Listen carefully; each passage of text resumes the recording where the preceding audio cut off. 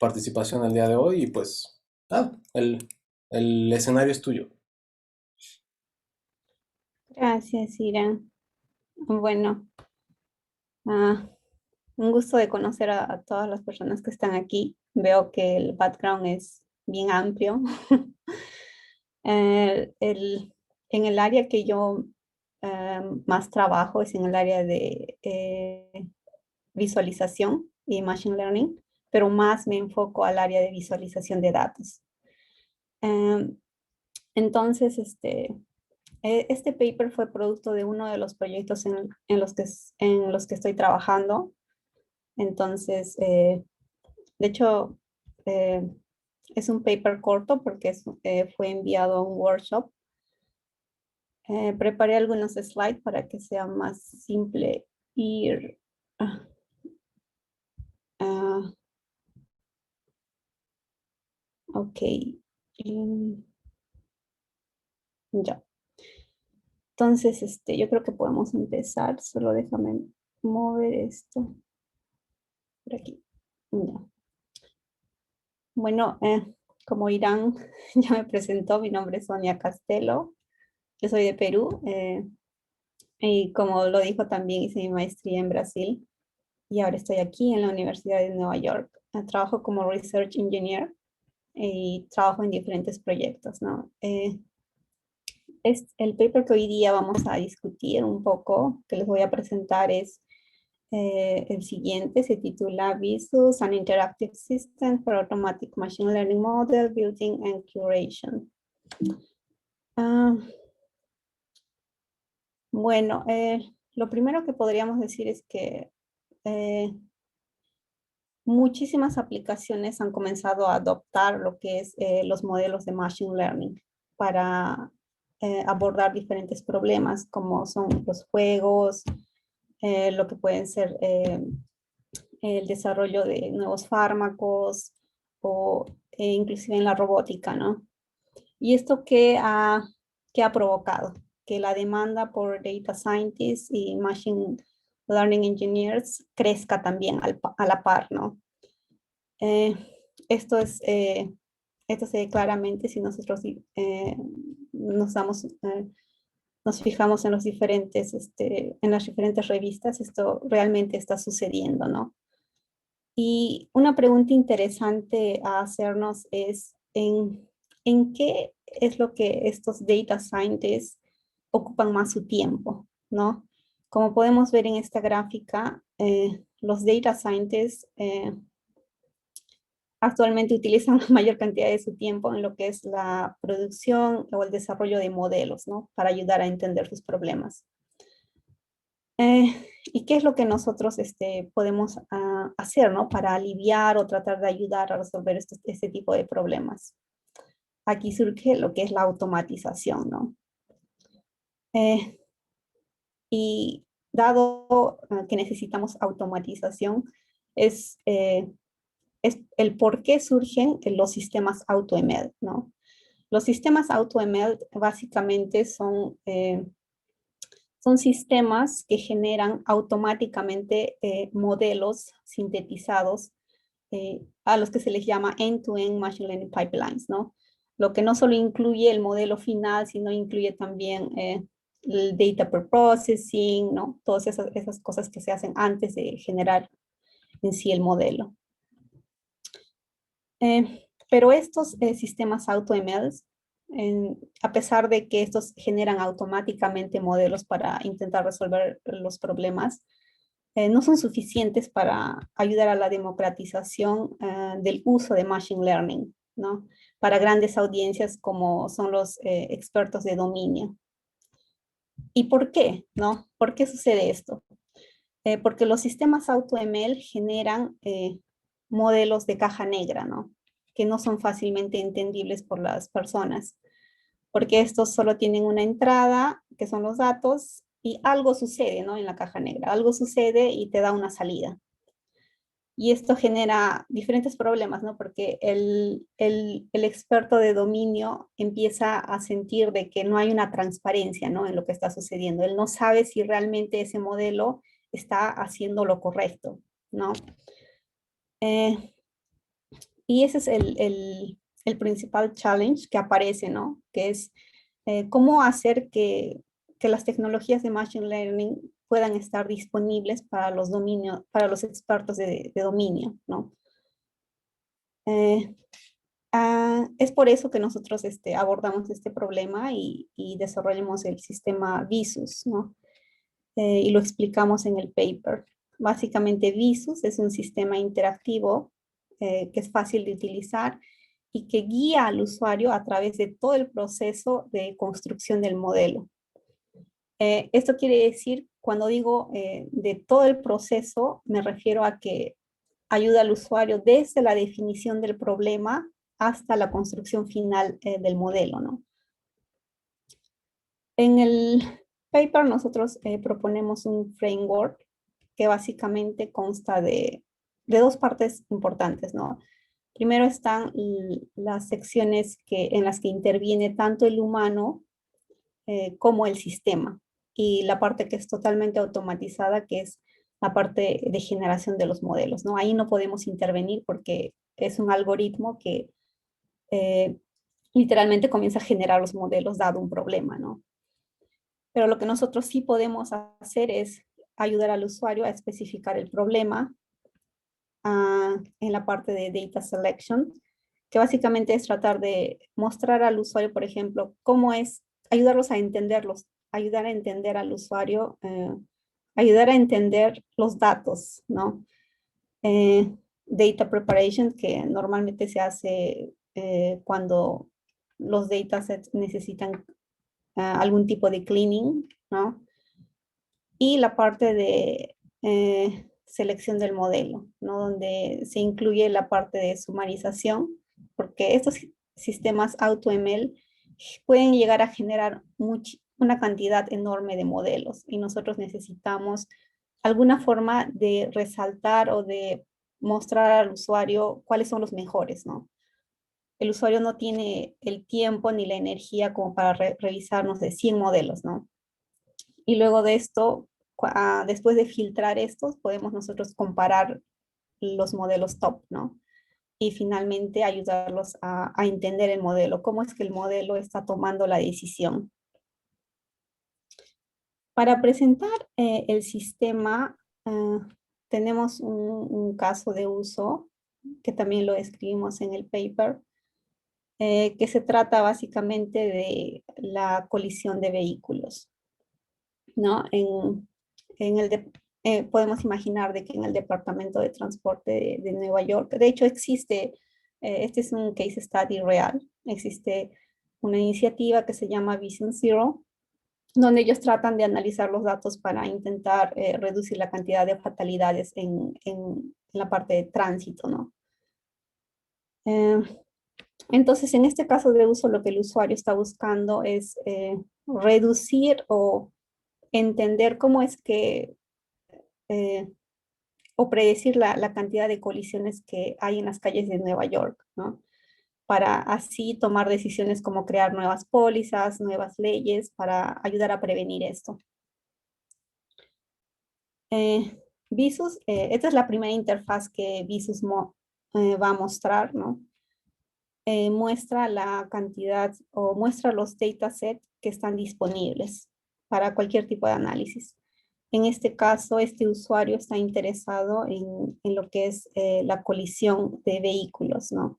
Entonces el usuario simplemente selecciona ese dataset y aquí es donde empieza el proceso de generación del modelo, ¿no? Lo primero que el usuario va a tener que hacer es definir el problema.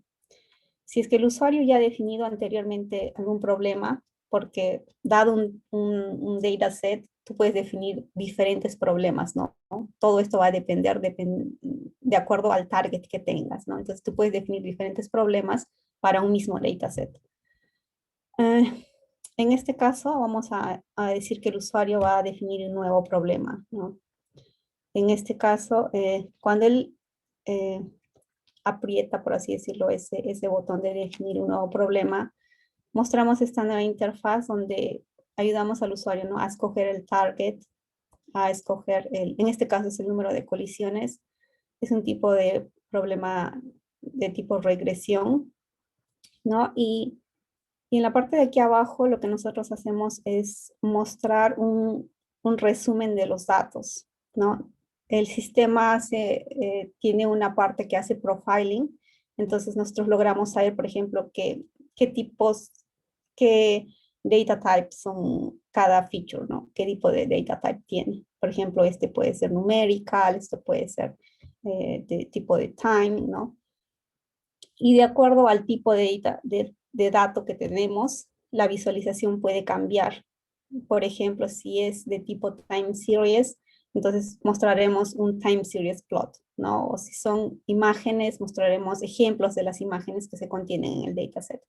Todo esto para tratar de ayudar al usuario a entender los datos que él tiene, ¿no? Y de cierta forma ayudarlo a escoger, por ejemplo, el target o qué tipo de problema él puede plantear, ¿no? Utilizando ese dataset. Después de esto, después de definir el problema, como ya les comenté, tenemos esta parte donde el usuario puede analizar los datos. Y después lo que hace el usuario es, va al siguiente paso, ¿no? Que es la configuración de la búsqueda. Aquí el problema ya está definido, ¿no? Es de tipo regresión y el target es número de colisiones. En la parte de la configuración de la búsqueda, es importante para nosotros definir, por ejemplo, el tiempo máximo que se va a realizar la búsqueda, porque el sistema AutoML puede estar rodando por, no sé, 1 hora, 2 horas, 2 días, es dependiendo de cuán difícil sea el problema, ¿no? Y para algunas personas eso es mucho más importante, ¿no? Pero para algunas otras personas, si el problema es muy complicado, ellos tal vez están contentos con, no sé, 1, 2, 3 modelos que se puedan generar, ¿no? Y no les interesa el tiempo. Y finalmente tenemos lo que son las métricas de evaluación, ¿no? Para comparar los modelos. En este caso, nuestro setup es de 10 minutos y queremos ver todas las métricas, ¿no? Después de realizar esta configuración, nosotros simplemente empezamos la búsqueda, ¿no? Aquí pasamos, como pueden ver en el lado izquierdo, tenemos como un mapa, ¿no? De qué es lo que está pasando, ¿no? Qué es lo que el usuario ya hizo o en qué steps se encuentra. Cuando empieza la búsqueda, aquí empiezan a aparecer, ¿no? Todos los modelos que empiezan a generarse, ¿no? Aquí podemos ver que a medida que los modelos son generados por el sistema AutoML, ellos van apareciendo y se van colocando aquí, ¿no? Si pasamos de los 5, comienzan a generarse varias páginas, ¿no? Y en la parte superior tenemos algunos plots que tratan de sumarizar lo que tenemos en la tabla, ¿no? Por ejemplo, si nosotros hacemos clic en esta barra, que es el que tiene, que aparentemente es el mejor modelo, ¿no? Que tiene 60% de error. Cuando tenemos problemas de regresión, buscamos que el error sea menor, ¿no? Entonces, este sería el mejor. Si hacemos clic en esto, en la tabla se coloreará de otro, se hace un highlight de esta fila, ¿no? Ah, y también podemos reordenar, ¿no? Los modelos basados en las métricas. Esto básicamente lo que nos ayuda es a filtrar, ¿no? Como por ejemplo acá, usando este dataset, parece que no es un problema muy difícil, que ya se han generado como 15 modelos, ¿no? Ya tenemos 3 páginas. Entonces probablemente nosotros lo que vamos a hacer es ordenarlos utilizando una de las métricas y nos enfoquemos solo en los top 5 o top 3, ¿no? Porque no necesitamos revisar todos los modelos. Otra forma, otra visualización que nosotros proveemos para ayudar a comparar los modelos es estas coordenadas paralelas. Cada línea vertical representa la métrica y cada línea horizontal representa un pipeline, un modelo, ¿no? Entonces, ahí podemos ver los trade-off, ¿no? de los modelos. Otro bastante interesante que que en particular nos gusta mucho más es la parte de donde se muestran los steps que hace el modelo en sí, ¿no? Entonces, en este punto el modelo deja de ser un black box, porque nosotros podemos ver qué es lo que el modelo realmente está haciendo, ¿no?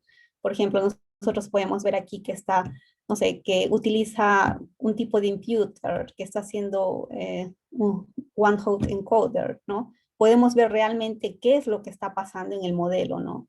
Y tal vez nosotros, si es que tenemos algún tipo de conocimiento de este tipo de técnicas, podemos tal vez evaluar, ¿no? Dependiendo. Tal vez para el experto de dominio esto no sea tan interesante, ¿no? Pero tal vez para alguien que entiende de modelos de Machine Learning sea mucho más interesante, ¿no? Ver exactamente cómo es que eh, ese modelo funciona internamente o qué tipo de imputers está utilizando. Oye, y Sonia, me nace una duda justo con esto. Bueno, puedes ver cómo está la estructura y todo eso, pero uno puede actuar con esas partes, o sea, modificarlas, agregarles parámetros, o no sé, pues sí, Sí, con esa parte. esa es una pregunta muy interesante y de hecho es algo por ejemplo, cuando nosotros presentamos este trabajo fue una pregunta muy recurrente, ¿no? Y este paper es del 2019, ¿no? Entonces nosotros ya hemos trabajado sobre esto, ¿no? Entonces, el sistema, todo depende del sistema AutoML, ¿no? Porque el sistema AutoML, si no soporta eso, a pesar de que nosotros aquí en la parte de la interfaz hagamos cualquier cosa, pero el sistema AutoML no soporta eso, no logramos hacer eso, ¿no? Eh, nosotros aquí utilizamos el sistema AutoML que nosotros desarrollamos aquí también en NYU. Y de hecho, la persona que está encargada de eso ya soporta eso. O sea, si tú ves, por ejemplo, que, no sé, tú estás haciendo data preprocessing y tú piensas de que esto es irrelevante, no debería hacer esto, ¿no? Entonces simplemente haces un blacklist de eso y tú a través de hecho ellos tienen el sistema AutoML se llama Alpha D3M y ellos un tienen un installer, o sea, tú lo puedes instalar y lo puedes utilizar. Y de hecho, después de esto, nosotros creamos otra visualización que es mucho más sencilla y también soporta esta visualización, ¿no? De ver cómo internamente funciona el sistema, el modelo. Y tú, bueno, literalmente hay dos papers ahí, ¿no? Hay un paper que es para mejorar el sistema AutoML que soporta eso y la visualización que se llama Pipeline Profiler, que nació basado en justamente lo que tú acabas de preguntar, ¿no? Y nosotros decidimos, ¿sabes qué? O sea, el usuario realmente quiere jugar con estas cosas, ¿no? Entonces hay que darle la facilidad y por eso en vez de, por ejemplo, esto es un sistema, ¿no? Es un sistema. Nosotros en vez de un sistema migramos a lo que es Jupyter Notebook. Entonces en Jupyter Notebook tú puedes literalmente, nosotros plotamos lo que es Pipeline Profiler, que muestra una visualización similar a esta y tú puedes hacer blacklist de, no sé, de algún componente que tú pienses que no debería estar siendo utilizado, ¿no? Sí. Gracias, gracias por la pregunta. Bueno, después de esto, lo Hola, que hola, nos... perdón. Yo también tenía una pregunta. Ujú. Si yo quisiera trabajar con mis datos con esta interfaz, ¿qué características deben de tener? Esta interfaz en particular requiere que estén en un formato específico que se llama D3M format, que es un formato que era un requerimiento del proyecto, ¿no? Entonces tú tendrías que convertir tus datos para este formato, D3M format. Ujú. Que básicamente, o sea,